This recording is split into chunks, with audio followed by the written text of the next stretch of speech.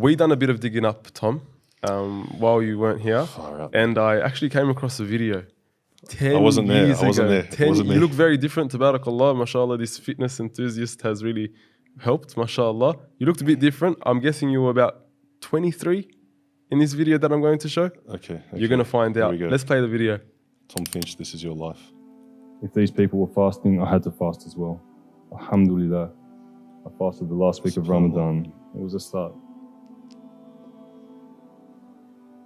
After telling my mother that I was going to be a Muslim, she didn't look at me for almost a week.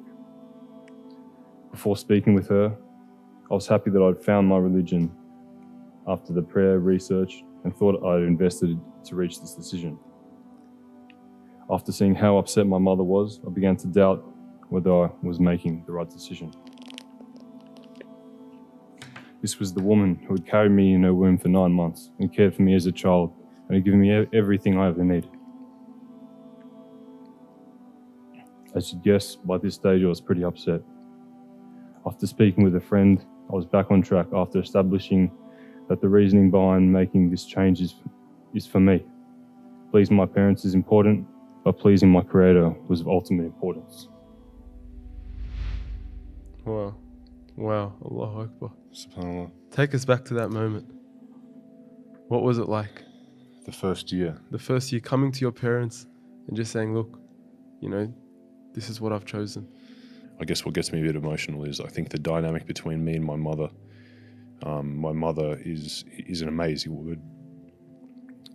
She's the most important person in my life, and she didn't receive the news particularly well.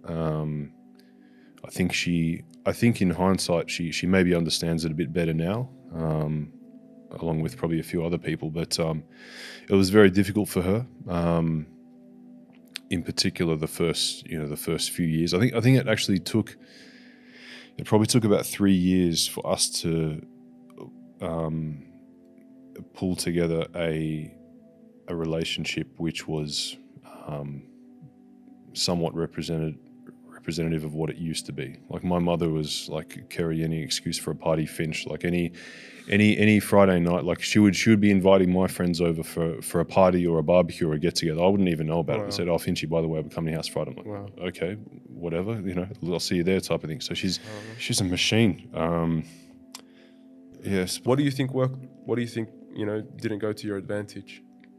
I'll tell you what did work. Grandkids. So when grandkids came, that changed the game. It softened the hearts. What didn't work well? Yeah, what didn't work well? I think probably not sharing more sooner with my mother. I think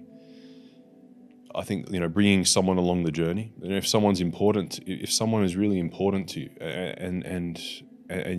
and you really want to make address a serious problem that you have in your life, whether it's a mental health issue or it's an iman or a faith issue or a health issue or whatever it is. Like, if you're going to make a big change in your life, I think the wise approach is you need a support team around you, and you need to bring people on the journey.